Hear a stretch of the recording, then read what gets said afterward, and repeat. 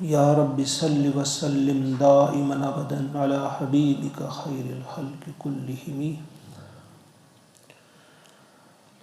اعوذ باللہ من الشیطان الرجیم، بسم اللہ الرحمن الرحیم۔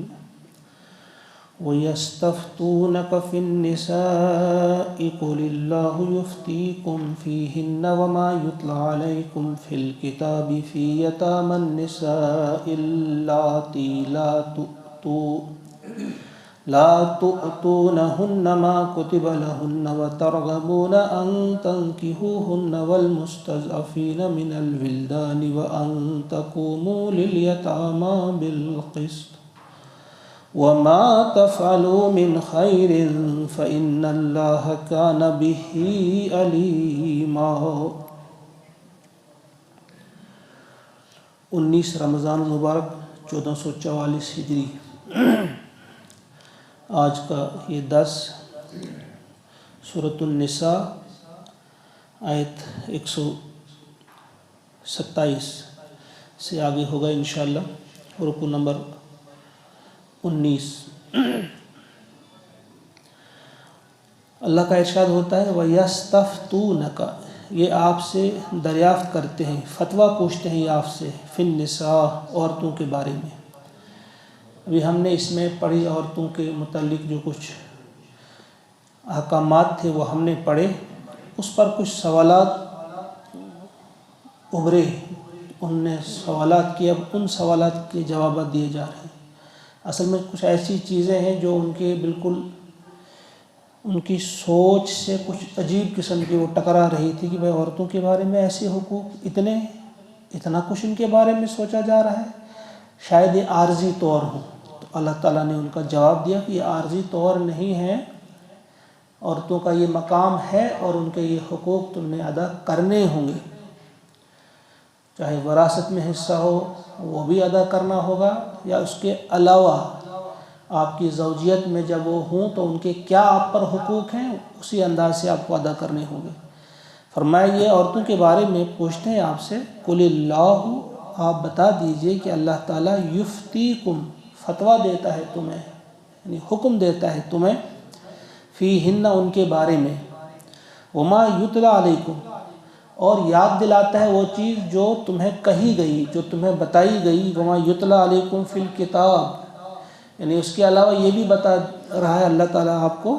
کہ جو کتاب میں کچھ احکامات بیان کیے گئے، فی یتامی النساء، یتیم عورتوں کے بارے میں، یعنی یتیم لڑکیوں کے بارے میں جو ہدایت دی گئی اس چیز کو بھی یاد دلا رہا ہے۔ اللاتی، وہ جنہیں، لا تؤتونہن، تم نہیں دیتے ہو انہیں، ما کتب لہن، جو تم نے فرض کیا ہوتا ہے ان کے لیے، یعنی مہر، تم ان کے مہر ادا نہیں کرتے ہو۔ وَتَرْغَبُونَ أَن تَنكِحُوهُنَّ، اور نہیں چاہتے ہو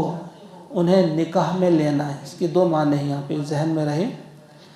یہ بات یاد دلائی جا رہی ہے کہ وہ یتیم لڑکیوں سے جب نکاح کرتے تھے، جانتے تھے ان کا کوئی والی وارث ہے نہیں، تو ان کے مہر ادا نہیں کرتے تھے، اور اس کے علاوہ بھی ان کے حقوق وہ پوری طور سے ادا نہیں کرتے تھے۔ یا پھر دوسری صورت یہ ہوتی تھی کہ وہ خود بھی، جو ان کے سرپرست ہوتے تھے، خود بھی ان سے نکاح نہیں کرتے تھے، کسی اور کو بھی کرنے نہیں دیتے تھے، کیونکہ ان کے پاس کچھ جو مال ہوتا تھا، کہیں ایسا نہ ہو کہ وہ ان کے ساتھ ہی چلا جائے، وہ خود ان کا مال کھانا چاہتے تھے، تو وہ نہ ان سے نکاح کرنے کے لیے خود تیار تھے، نہ کسی کو کرنے دیتے تھے۔ تو فرمایا جا رہا ہے ہم تمہیں وہ احکامات بھی یاد دلا رہے ہیں کہ جو ہم نے تمہیں کہے ہیں کہ آپ ان کے مہر ادا نہیں کرتے ہو اور ان سے نکاح نہیں کرتے ہو یا ان کا نکاح ہونے نہیں دیتے ہو۔ والمستضعفین من الولدان، اور وہ احکامات بھی یاد دلاتا ہے کہ جو ان بچوں کے بارے میں، یعنی یتیم بچوں کے بارے میں جو کمزور ہیں، جن کا کوئی پرسان حال نہیں، ان کے بارے میں بھی تمہیں یاد دلاتا ہے۔ وَأَن تَقُومُوا، اور اللہ حکم دیتا ہے تمہیں کہ وَأَن تَقُومُوا، کہ تم کھڑے ہو جاؤ، لِلْيَتَامَى، یتیموں کے لیے، بالقسط، انصاف پر۔ یعنی صرف یہ نہیں کہ تمہاری سرپرستی میں ہوں گے تو تم نے انصاف کرنا ہے، وہ تو کرنا ہی کرنا ہے، بلکہ آپ کی نگاہوں میں آپ کے قریب اگر کسی یتیم پر ظلم ہو رہا ہے، اس کا حق کوئی تلف کر رہا ہے، تو تمہارا یہ فرض بنتا ہے کہ تم کھڑے رہو، اس کا حق دلا دو۔ وما تفعلوا من خیر، اور جو بھی تم کرو گے نیکی، کوئی خیر کا کام کرو گے، فإن اللہ، پس بے شک اللہ تعالیٰ، کان بہ علیما، اس کو جاننے والا ہے۔ وإن امرأۃ، اور اگر کوئی عورت، خافت، اسے ڈر ہو، اسے اندیشہ ہو، من بعلہا، اپنے شوہر کی طرف سے، نشوزا، زیادتی کا۔ پہلے ہم نے پڑھا نشوز عورتوں کے متعلق، اگر عورتوں کے متعلق تمہیں خطرہ ہو کہ یہ زیادتی کریں گی، نشوز کریں گی، تمہاری نافرمانی وغیرہ کریں گی، تو اب یہاں کہا کہ وہ تو ٹھیک ہے، اس کے احکامات تو آ گئے، لیکن ایسا بھی ہو سکتا ہے کوئی شوہر بھی زیادتی کر سکتا ہے اپنی بیوی کے ساتھ،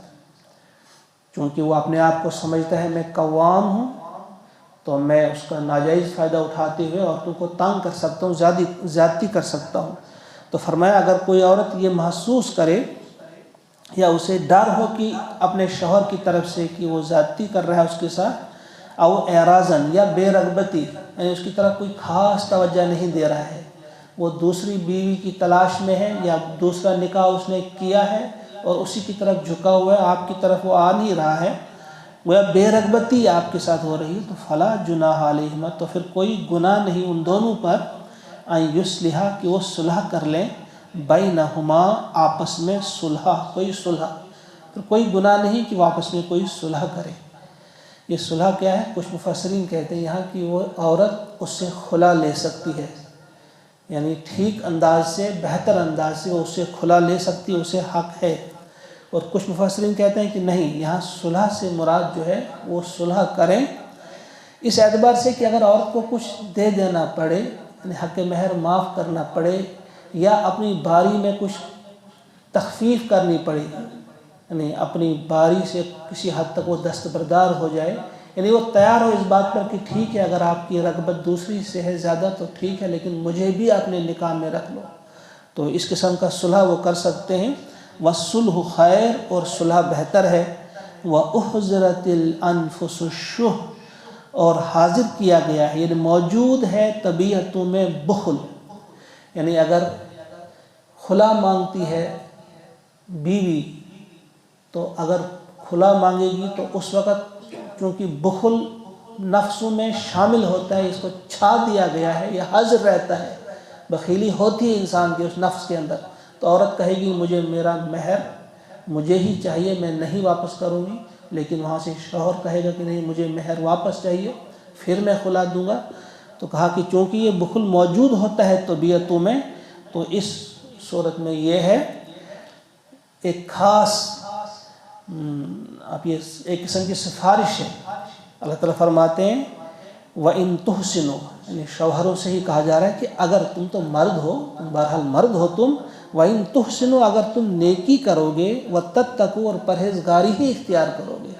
گویا تمہیں ہی کچھ چوٹ لینی پڑے گی، اگر تم ہی چوٹ لوگے تو بہتر ہے یہ کہ تم نیکی کرو اور پرہیزگاری اختیار کرو، تقوی اختیار کرو۔ فَإِنَّ اللَّهَ، پس بے شک اللہ تعالیٰ، کانا ہے، بما تعملون، جو بھی تم کرتے ہو، خبیرا، اس سے باخبر ہے۔ وَلَن تَسْتَطِيعُوا، وَلَن، اور ہرگز نہیں، لن کے معنی ہرگز نہیں، جو پہلے بھی کہا جا چکا، تَسْتَطِيعُوا، تم کر سکو گے، ان تعدلوا، برابری، عدل، یعنی تم ہرگز عدل نہیں کر سکو گے، بین النساء، عورتوں کے درمیان، ولو حرصتم، اگر تم بھتیرا چاہو، کتنی بھی تمہاری خواہش ہو، اگر تم حریص بھی ہوگے کہ ہم کریں گے دو بیویوں کے درمیان یا تین یا چار کے درمیان عدل کریں گے، یہ تم سے نہیں ہو سکتا۔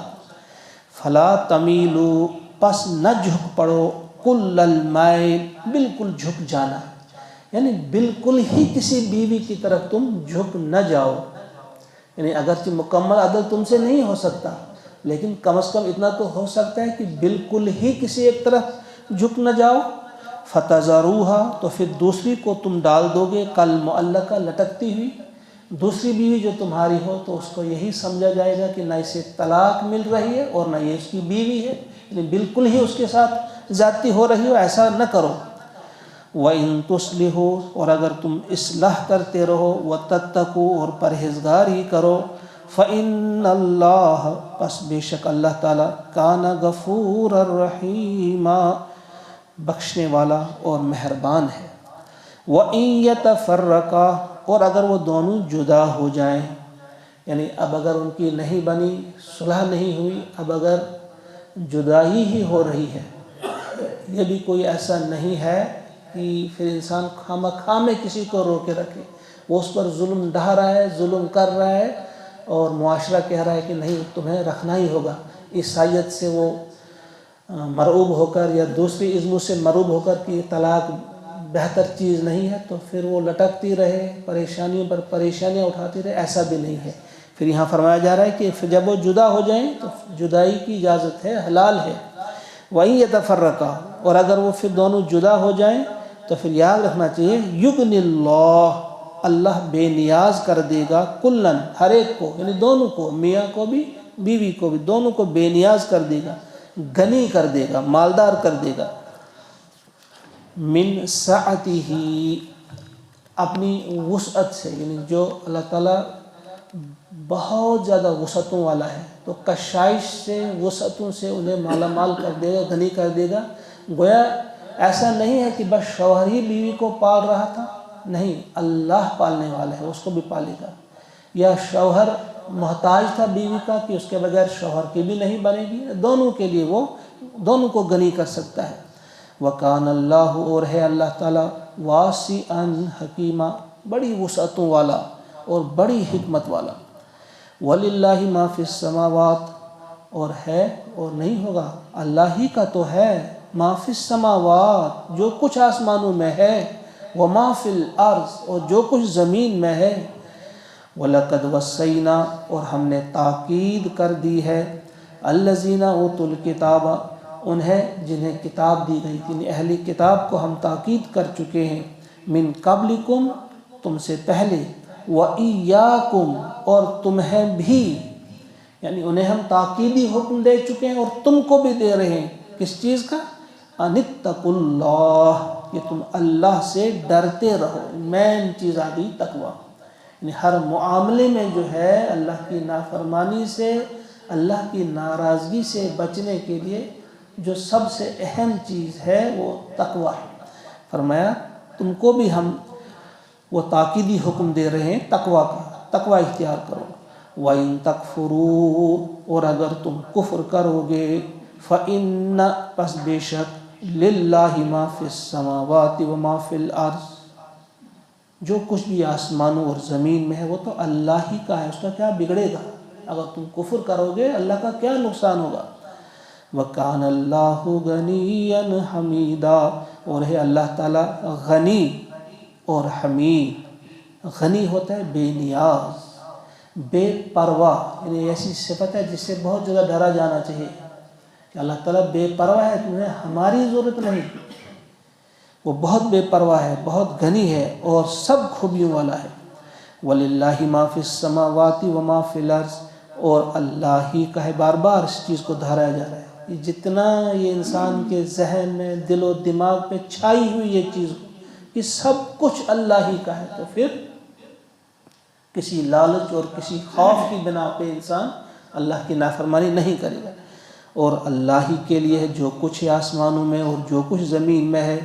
وَكَفَى بِاللَّهِ وَكِيلًا، اور کافی ہے اللہ کارساز، کام بنانے والے، کام بنانے والا جو ہے اللہ ہے، کام بنانے کے لیے وہ کافی ہے۔ ان یشاء، اگر وہ چاہے، یذہبکم، تمہیں لے جائے، ایھا الناس، لوگوں، یعنی اگر اللہ چاہے تم سب کو وہ لے سکتا ہے، وَیَأْتِ بِآخَرِینَ، اور تمہاری جگہ دوسروں کو بھیج سکتا ہے، یعنی اللہ کے لیے کوئی بڑی بات یہ نہیں، یہ تو بالکل ہلکا کام ہے اللہ کے لیے کہ تم سب دنیا کے لوگوں کو اٹھا لے اور تمہاری جگہ اور لوگوں کو بھیج دے۔ وَكَانَ اللَّهُ عَلَى ذَلِكَ قَدِيرًا، اور ہے اللہ تعالیٰ اس پر قادر، قدرت رکھتا ہے اس پر۔ مَنْ كَانَ يُرِيدُ ثَوَابَ الدُّنْيَا، جو چاہتا ہے دنیا کا ثواب، فعند اللہ ثواب الدنیا والآخرہ، اور اللہ کے پاس تو ہے دنیا اور آخرت کا ثواب۔ یعنی جو دنیا کا ثواب چاہتا ہے اسے ذہن میں یہ بات رہے کہ دنیا ہی دینے کے لیے اللہ کے پاس نہیں ہے، اللہ دنیا بھی دے سکتا ہے، آخرت بھی دے سکتا ہے، دونوں۔ وَكَانَ اللَّهُ سَمِيعًا بَصِيرًا، اور ہے اللہ تعالیٰ سننے والا اور دیکھنے والا۔ یہاں وہ اقبال کا شاید یاد رہے، بڑی خوبصورت بات انہوں نے کہی ہے، تو ہی ناداں چند کلیوں پر قناعت کر گیا، ورنہ گلشن میں، یعنی تو چند کلیوں پر قناعت اگر کر گیا ورنہ گلشن میں تنگیے علاج تنگیے داماں بھی ہے۔ یعنی اس گلشن میں، اس باغ میں ہر تنگی کا علاج تھا، لیکن تو نے چند کلیوں پر قناعت کر لی۔ یعنی تو اگر صرف دنیا ہی مانگتا ہے تو تیری یہ نظر کی کمی ہے، کوتاہی ہے، تیری نظر صرف دنیا کے فائدوں تک ہے، تو دنیا میں ہی چاہتا ہے فلاں فلاں فلاں فلاں چیز ملے۔ تجھے تو خود سکھایا ہے اللہ نے، ربنا آتنا فی الدنیا حسنہ وفی الآخرۃ حسنہ وقنا عذاب النار۔ اللہ کے پاس دینے کے لیے بہت کچھ ہے، بہت کچھ ہے، دنیا بھی اور آخرت بھی دے سکتا ہے۔ یہ 19واں رکوع مکمل ہوا، اب یہاں سے 20واں رکوع شروع ہے۔ اب اللہ کا ارشاد ہوتا ہے، یا ایھا الذین آمنوا، اے ایمان والو، کونوا قوامین بالقسط، تم ہو جاؤ قائم رہنے والے انصاف پر، یعنی تم کھڑے ہو جاؤ، انصاف کو قائم کرنے والے بن جاؤ، شہداء للہ، گواہی دینے والے بن جاؤ، للہ، اللہ کے لیے۔ اب دیکھیے یہ انصاف یا یہ عدل جو ہے کتنی اہم چیز ہے کہ اللہ کا ارشاد ہوتا ہے کہ تمہیں صرف خود ہی عدل نہیں کرنا ہے بلکہ عدل کا نظام تم نے برپا کرنا ہے، ساری دنیا کو تم نے مجبور کرنا ہے کہ وہ عدل کرے، کوئی کسی پر ظلم نہ کرے۔ تم کھڑے ہو جاؤ، انصاف پر قائم رہنے والے ہو جاؤ، اور صرف اللہ کے لیے گواہی دینے والے بنو۔ وَلَوْ عَلَىٰ أَنفُسِكُمْ، خواہ وہ گواہی کی ضد تمہاری اپنی جانوں پر آئے، یعنی وہ گواہی تمہارے خلاف بھی ہو جاتی ہے تو ہو جائے، اول والدین، یا تمہارے والدین کے خلاف، اول والاقربین، یا قرابت داروں کے خلاف۔ دیکھیے کتنی بڑی بات ہے، کبھی کبھی ہم گواہی دینے سے رک جاتے ہیں، کہتے ہیں اس سے میرے باپ کا نقصان ہوگا، اس سے میرے رشتہ دار کا نقصان ہوگا، یا اس سے میرا نقصان ہوگا۔ اللہ کا فرمان ہے کہ تمہیں گواہی دینی ہے اور سچی گواہی دینی ہے، رکنا نہیں ہے، کس کے خلاف جاتی ہے وہ جائے۔ پھر ان یکن غنیًا، اگر وہ غنی ہو، او فقیراً، یا محتاج ہو، کوئی فقیر ہو، فاللہ اولیٰ بہما، اللہ تعالیٰ تو تم سے زیادہ ان کا خیر خواہ ہے۔ کبھی کبھی انسان رک جاتا ہے کہ اگر میں گواہی دوں گا تو یہ غریب کا نقصان ہوگا بیچارہ، اس کے مقابل میں ایک امیر ہے، اس کا ہوتا ہے ہو جائے کوئی فرق نہیں، یہ غریب ہے، اس کا نقصان نہیں ہونا چاہیے۔ اللہ تعالیٰ فرماتے ہیں تم کون ہوتے ہو یہ چیز سوچنے والے، اللہ تم سے زیادہ پیار کرتا ہے، محبت کرتا ہے اس غریب سے، لیکن تم نے حق کی گواہی دینی ہے، سچی گواہی دینی ہے۔ گواہی دیتے وقت آپ نے غریب اور امیر اس چیز کو نہیں دیکھنا ہے، گواہی دیتے وقت تم نے یہ بھی نہیں دیکھنا ہے کوئی اپنا ہے یا غیر ہے، کسی کو نقصان ہو رہا ہے، کس کو فائدہ ہو رہا ہے، نہیں، بلکہ تم نے اللہ کے لیے گواہی دینی ہے۔ اللہ جانتا ہے کون کس حال میں ہے، کسے کیا چاہیے، وہ اسے عطا کرے گا، وہ آپ سے زیادہ ان سے محبت کرنے والا ہے۔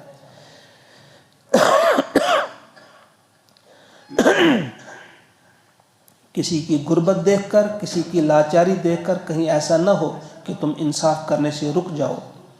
فلا تتبعوا الهوى، پس تم اتباع نہ کرو، پیروی نہ کرو خواہش کی، ان تعدلوا، کہیں انصاف سے رک نہ جاؤ۔ اگر تمہاری خواہش چاہتی ہے کہ میں ایسا کرتا غریب کے فائدے کے لیے، تو یہ خواہش کی تم نے پیروی کی، اللہ کے حکم کی پیروی نہیں کی، کہیں ایسا نہ ہو، ایسا نہ کرنا، تم انصاف کرنے سے رک جاؤ گے۔ وَإِن تَلْوُوا، اور اگر تم زبان دباؤ گے،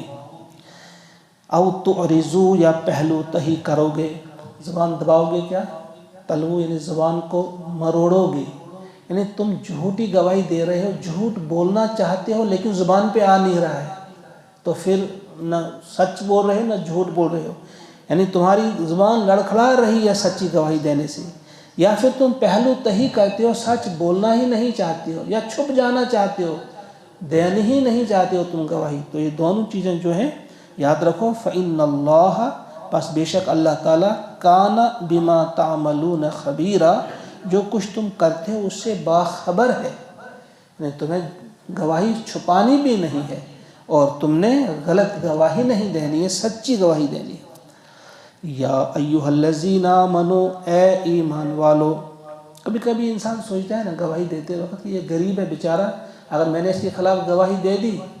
تو اس کی چوری ثابت ہو گئی، اس کا ہاتھ کٹ گیا تو مزید غریب ہو جائے گا، یا اس پہ کوڑے برسیں گے تو مزید اس پر عذاب آ جائے گا۔ بھائی تم کون ہوتے ہو اس کے بارے میں زیادہ فکر مند؟ تم سے زیادہ اس کی فکر تو اللہ کو ہے، لہذا تمہیں سب چیزوں کو بالائے طاق رکھنا ہے اور گواہی دینی ہے، اللہ کے لیے گواہی دینی ہے۔ یا ایھا الذین آمنوا، اے ایمان والو، آمنو، ایمان لے آؤ، باللہ، اللہ پر، ورسولہ، اور اس کے رسول پر۔ اب یہاں آپ سمجھیں گے سبھی کہ یہ عجیب چیز ہے، ایمان والوں ہی سے کہا جا رہا ہے ایمان لے آؤ۔ تو یہ دو طرح کا ایمان ہے، ایک تو ہوا ماننا، بس ہم نے مانا تو مسلمانوں کی فہرست میں ہمارا نام آ گیا، ہم ایمان والے ہیں۔ دوسرا ہوتا ہے نہیں، مان کر عملاً اس چیز کا ثبوت دینا، دل سے بھی اس چیز کا اقرار کرنا، تصدیق کرنا، زبان سے اقرار، دل سے تصدیق۔ ایسا نہ ہو کہ زبان پہ کچھ ہو اور ہماری آج تو اکثر ایسا ہی دکھنے میں آتا ہے کہ ایک شخص اپنے آپ کو مسلمان کہتا ہے، کلمہ بھی پڑھتا ہے، ایماندار بھی کہتا ہے، لیکن اس کے باوجود اس کی فکر، اس کے خیالات، اس کی عادات، اس کے دوست، اس کا چال چلن، اس کی شادیاں، اس کے ماتم، یعنی یہ ساری چیزیں جو ہیں وہ بالکل اس کے ایمان کے منافی، لیکن کہہ رہا ہے کہ نہیں میں ایمان والا ہوں۔ تو اسے اس بات پر کہا جا رہا ہے کہ جب تم ایمان لاتے ہو اللہ کو، تو اللہ کو مان رہے ہو تو اللہ کی بھی مانو، رسول کو مان رہے ہو تو رسول کی بھی مانو، وَرَسُولِهِ وَالْكِتَابِ، اور کتاب کو اگر تم مان رہے ہو تو کتاب کے حکم کو بھی مانو، اس کے احکامات کو بھی مانو، وَالْكِتَابِ الَّذِي نَزَّلَ، جو کہ نازل کی گئی، علی رسولہ، اس کے رسول پر، والکتاب، اور اس کتاب کو بھی مانو، الَّذِي أَنزَلَ مِن قَبْلُ، جو اس سے پہلے نازل کی گئی، وَمَن يَكْفُرْ بِاللَّهِ، اور جو انکار کرے اللہ کا، وَمَلَائِكَتِهِ، اس کے فرشتوں کا، وَكُتُبِهِ، اس کی کتابوں کا، وَرُسُلِهِ، اس کے رسولوں کا، وَالْيَوْمِ الْآخِرِ، اور آخرت کے دن کا، فَقَدْ ضَلَّ، پس بتحقیق وہ بھٹک گیا، ضلالاً بعیدا، دور کی گمراہی میں وہ چلا گیا، وہ بھٹک گیا اور بھٹک کر دور چلا گیا۔ ان الذین آمنوا، بے شک جو لوگ ایمان لے آئے، ثم کفروا، پھر کفر کیا، ثم آمنوا، پھر ایمان لے آئے، ثم کفروا، پھر کافر ہو گئے، ثم ازدادوا کفراً، پھر بڑھتے رہے وہ کفر میں، لم یکن اللہ لیغفر لہم، انہیں ہرگز ہرگز اللہ تعالیٰ نہیں بخشے گا، ان کی مغفرت نہیں ہوگی، ولا لیہدیہم، اور نہ انہیں ہدایت دے گا، سبیلا، صحیح راستے، یعنی صحیح راستے پہ نہیں چلائے گا۔ کبھی کبھی ایسا ہوتا ہے کہ زبان سے تو ایمان کا اقرار انسان کرتا ہے لیکن دل سے مڑ جاتا ہے، پھر کبھی اس میں جوش آ جاتا ہے، پھر پکا مسلمان بن جاتا ہے، پھر دل میں کچھ ہو جاتا ہے، پھر پیچھے رہ جاتا ہے۔ تو یہ ایسی حالت ہوتی ہے کہ اس موقع پہ ہمیں بار بار اپنا جائزہ لینا چاہیے۔ یہ ایسی چیزیں ہوتی ہیں کہ آہستہ آہستہ انسان نفاق کی طرف چلا جاتا ہے، شعوری طور یا غیر شعوری طور نفاق کی طرف چلا جاتا ہے۔ اسی لیے بار بار جو ہمارے اسلاف تھے انہیں بڑی اس چیز کی فکر رہتی تھی۔ جب حضرت حذیفہ کے سپرد لسٹ کی رسول پاک صلی اللہ علیہ وسلم نے منافقین کی کہ فلاں فلاں منافق ہیں،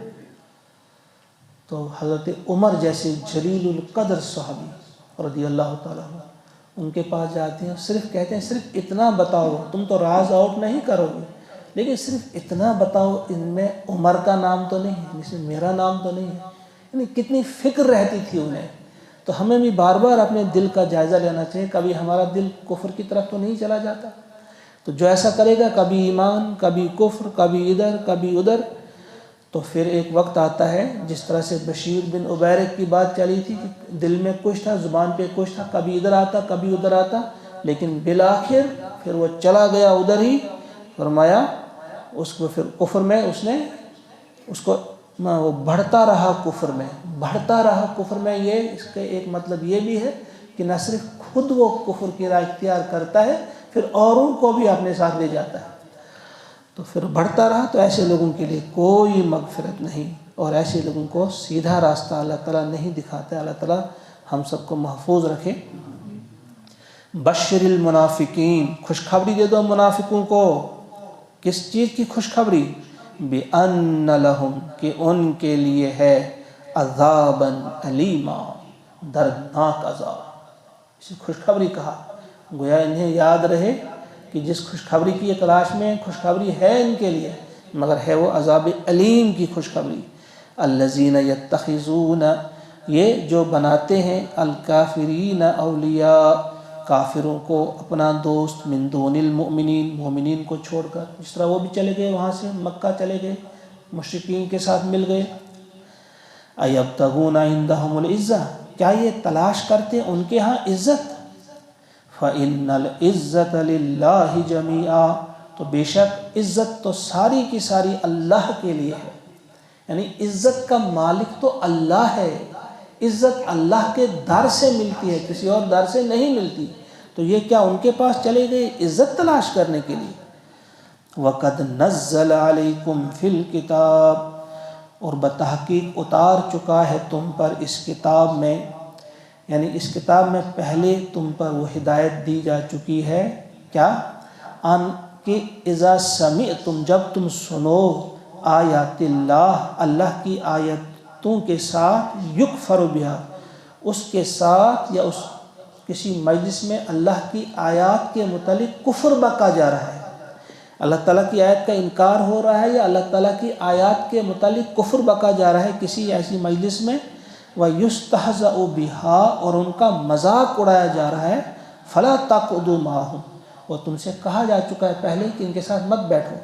یہ پہلے ہی کہاں جا چکا، ہم تو ابھی نہیں پڑھا ہے، لیکن یہ سورہ انعام میں ہے اس کا تذکرہ، کیونکہ سورہ انعام پہلے نازل ہوئی ہے اور یہ سورۃ النساء بعد میں. اب یہاں اس ترتیب میں ہم جو پڑھ رہے ہیں تلاوت تو اسی حساب سے کریں گے، لیکن یہ پہلے آ چکا تھا حکم کہ تم ایسی مجلس میں ہرگز نہیں بیٹھو گے جہاں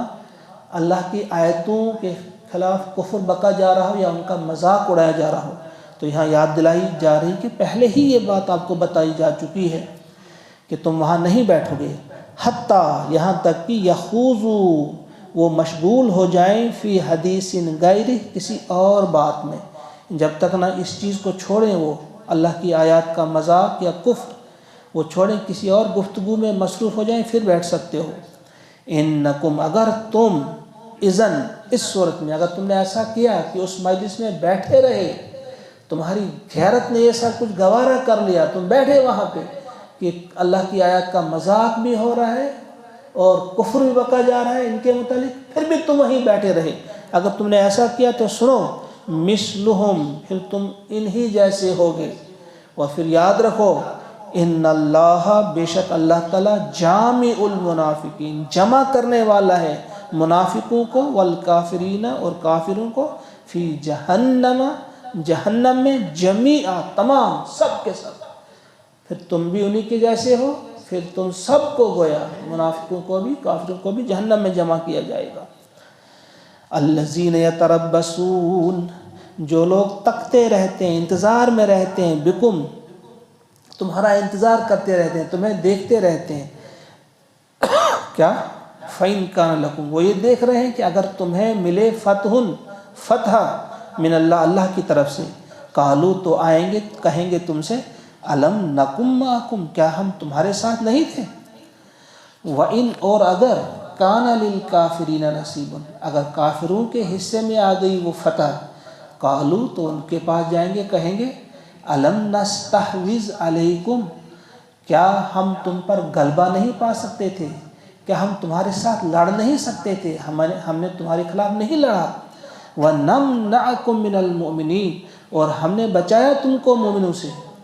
وہ مومنین تم پر حملہ آور ہو رہے تھے، ہم نے تمہیں بچایا۔ وہ ہم نے تمہاری سپورٹ ایک ڈھنگ سے یا دوسرے ڈھنگ سے کی، لہذا ہم تمہارے ساتھ ہیں، ہمیں بھی تمہارے اس فائدے سے کچھ ہمیں بھی فائدہ ملنا چاہیے، تمہاری فتح میں ہمارا بھی حصہ ہے۔ تو اللہ تعالیٰ فرماتے فَاللَّهُ يَحْكُمُ بَيْنَكُمْ، اللہ تعالیٰ فیصلہ کر دے گا تمہارے درمیان، یوم القیامہ، قیامت کے دن۔ وَلَن يَجْعَلَ اللَّهُ لِلْكَافِرِينَ، اور نہیں رکھا ہے، ہرگز نہیں رکھا ہے اللہ تعالیٰ نے للکافرین، کافروں کے لیے، علی المؤمنین سبیلا، مومنوں پر کوئی سبیل، کوئی راہ۔ یعنی اللہ تعالیٰ جب بھی مدد کرے گا مومنوں ہی کی کرے گا، مومنوں ہی کے اس میں اپنا وزن، پلڑے میں اپنا وزن ڈالے گا، اس کا ساتھ ہمیشہ مومنوں ہی کے لیے ہوگا۔ ان المنافقین، بے شک منافقین جو ہیں، یخادعون اللہ، دھوکہ دیتے ہیں اللہ کو، وہو خادعہم، لفظی معنی اس کے ہیں وہو خادعہم، اور وہ انہیں دھوکہ دیتا ہے، لیکن اللہ تعالیٰ دھوکہ نہیں دیتا۔ اس کا مطلب یہ ہوتا ہے کہ وہ انہیں دھوکے میں ڈال دیتا ہے، یا اس کا مطلب یہ ہے کہ وہ ان کے دھوکے کا جواب، ان کے دھوکے کی سزا ان کو دے گا، ان کا دھوکہ دینے کی سزا ان کو دے کر رہے گا۔ بے شک منافقین دھوکہ دیتے ہیں اللہ کو، اور اللہ تعالیٰ انہیں اس دھوکے کی سزا دے کر رہے گا۔ وَإِذَا قَامُوا، اور جب وہ کھڑے ہوتے ہیں، إِلَى الصَّلَاةِ، نماز کے لیے، قَامُوا كُسَالَىٰ، تو کسمساتے ہوئے کھڑے ہوتے ہیں، سستی کرتے ہوئے کھڑے ہوتے ہیں، يُرَاءُونَ النَّاسَ، لوگوں کو دکھانے کے لیے۔ اب یہ اس وقت کی بات ہے کہ جب کسی کو اپنا اسلام ظاہر کرنا ہوتا، اپنے آپ کو مسلمان کہنا ہوتا، تو یہ ناممکن تھا کہ نماز کے بغیر بھی کوئی اپنے آپ کو مسلمان کہے، یہ انتہائی ناممکن بات تھی۔ تو اس وقت جب ایک منافق کو بھی اپنا آپ شمار کرنا ہوتا مسلمانوں میں، تو وہ اسے نماز پڑھنا پڑتی تھی۔ فرماتے ہیں یہ تو کھڑے ہوتے ہیں لیکن کسمساتے ہوئے، سستی کے ساتھ، اور لوگوں کے دکھلاوے کے لیے یہ نماز پڑھتے ہیں۔ وَلَا يَذْكُرُونَ اللَّهَ، یہ یاد نہیں کرتے اللہ کو، إِلَّا قَلِيلًا، لیکن بہت کم۔ اگر یہ اللہ کا ذکر کرتے بھی ہیں تو بہت کم، بس اسی حد تک کہ لوگ مان جائیں کہ یہ بھی ہمارے ساتھ ہیں۔ مُذَبْذَبِينَ بَيْنَ ذَلِكَ، یہ ایمان اور کفر کی حالت کے بیچ میں لٹکے ہوئے ہیں، یہ کفر اور ایمان کے بیچ کی حالت میں یہ لٹکے ہوئے ہیں، آویزان ہیں یہ۔ لا الہ ہؤلاء، نہ ان کی طرف، نہ مومنوں کی طرف، ولا الہ ہؤلاء، اور نہ ان کی طرف، نہ کافروں کی طرف، نہ ان کے ساتھ نہ ان کے ساتھ۔ وَمَن يُضْلِلِ اللَّهُ، اور جسے گمراہ کر دے اللہ، فَلَن تَجِدَ لَهُ سَبِيلًا، تو آپ نہیں پائیں گے ان کے لیے سبیلا، کوئی راہ، یعنی اس کو کوئی اور ہدایت دے ہی نہیں سکتا۔ جس نے خود ہی گمراہی کا راستہ اختیار کیا تو اللہ تعالیٰ اسی میں اس کی سہولت دے دیتا ہے، پھر اسے اسی کی طرف موڑ دیتا ہے۔ یا ایھا الذین آمنوا، اے ایمان والو، لا تتخذوا الکافرین اولیاء، اہل کفر کو اپنا دوست نہ بناؤ، من دون المؤمنین، مومنوں کو چھوڑ کر، اتریدون، کیا تم چاہتے ہو، ان تجعلوا، کہ تم کر لو، للہ، اللہ کا، علیکم، تم پر، سلطانا مبینا، صریح الزام، کیا تم چاہتے ہو کہ صریح حجت ملے اللہ کو تمہارے خلاف، یعنی یہ صحیح حجت ملے گی اللہ کو تمہارے خلاف اگر تم مومنوں کو چھوڑ کر کافروں کو اپنا دوست بناؤ گے۔ وہی جگری دوست، اس سے مراد ہے ان المنافقین، بے شک منافقین جو ہیں، فی الدرک الاسفل، سب سے نچلے درجے میں ہوں گے۔ درک جو کہتے ہیں نیچے کی طرف، جب ہم کہیں گے کسی چیز کا اسے درک کہا جاتا ہے عربی میں، اور اوپر کی طرف ہم چڑھیں گے تو اسے درجہ کہیں گے، چونکہ اردو میں ایک ہی لفظ ہے درجہ دونوں کے لیے۔ تو جس طرح جنت کے درجے ہیں تو جہنم کے درک ہیں، جہنم کے بھی الگ درک ہیں، 7 درک ہیں۔ تو سب سے نچلے درک میں، یعنی سب سے نچلے درجے میں منافقین ہوں گے۔ آپ جانتے ہیں، آپ کو کئی بار بتایا گیا ہے کہ سب سے اوپر والا درجہ جو ہے اس میں ہوں گے سچے مومن، لیکن جن سے غلطیاں ہوں گی تو وہ اپنی سزا پوری کریں گے سب سے پہلے، اس کے بعد نصارہ ہوں گے، پھر یہودی ہوں گے، پھر صابی ہوں گے، پھر مجوس ہوں گے، پھر مشرکین ہوں گے، اور اس کے بعد منافقین ہوں گے۔ سب سے نچلا جو درک ہوگا اس میں منافقین ہوں گے۔ وَلَن تَجِدَ لَهُمْ، اور آپ ہرگز نہیں پائیں گے ان کے لیے نصیرا، کوئی مددگار، إِلَّا الَّذِينَ تَابُوا، مگر جن لوگوں نے توبہ کی، وَأَصْلَحُوا، اور اصلاح کی، وَاعْتَصَمُوا بِاللَّهِ، اور مضبوطی سے پکڑا اللہ کو پکڑنا یعنی اللہ کے دامن کو تھاما، وَأَخْلَصُوا دِينَهُمْ، اور خالص کر لیا اپنا دین انہوں نے للہ، اللہ کے لیے، فَأُولَئِكَ مَعَ الْمُؤْمِنِينَ، تو ایسے لوگ مومنوں کے ساتھ ہوں گے، وَسَوْفَ يُؤْتِ اللَّهُ، اور ان قریب عطا کرے گا اللہ تعالیٰ المؤمنین، مومنوں کو، اجراً عظیما، بڑا ثواب۔ اب یہ 5ویں پارے کی آخری آیت ہے، یہیں پہ ہم بس کریں گے اس وقت۔ ما یفعل اللہ بعذابکم، ما یفعل، کیا کرے گا اللہ تعالیٰ بعذابکم، تمہیں عذاب دے کر، یعنی اللہ کو کیا پڑی ہے خواہ میں تمہیں عذاب دے دے، ان شکرتم، اگر تم شکر کرو گے، وآمنتم، اور ایمان لے آؤ گے، وکان اللہ، اور ہے اللہ تعالیٰ، شاکرا علیما، شاکر ہوتا ہے شکر کرنے والا، جب یہ اللہ کی طرف بات ہوگی شاکر تو اس کا مطلب ہوتا ہے قدردان، یعنی وہ قدردان ہے اور خوب جاننے والا ہے۔ یعنی اللہ کا ارشاد ہوتا ہے کہ خامخواہ میں اللہ تعالیٰ تمہیں عذاب میں مبتلا نہیں کرنا چاہتا، لیکن 2 چیزیں آپ کے اندر ہونی چاہیے، شکر گزاری کی صفت آپ کے اندر ہو، اور ایمان تمہارے دلوں کے اندر ہو، پھر کبھی تم پر عذاب نہیں آئے گا۔ اور اللہ تعالیٰ جانتا ہے، اور وہ قدردان ہے، قدر کرتا ہے، اگر شکر کرو گے یا ایمان لاؤ گے اس کی قدر کی جائے گی، اور علیما، وہ جانتا بھی ہے کس دل میں کتنا ایمان ہے، کس دل میں کیا ہے، اس کی کیفیت تک وہ جانتا ہے۔ اللہ تعالیٰ سے دعا ہے کہ وہ ہم سب کو توفیق عطا فرمائے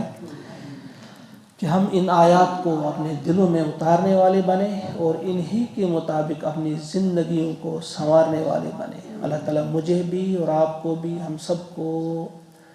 توفیق عطا فرمائے۔ وصلی اللہ وسلم علی سیدنا و مولانا محمد وآلہ واصحابہ اجمعین برحمتک یا ارحم الراحمین۔ السلام علیکم۔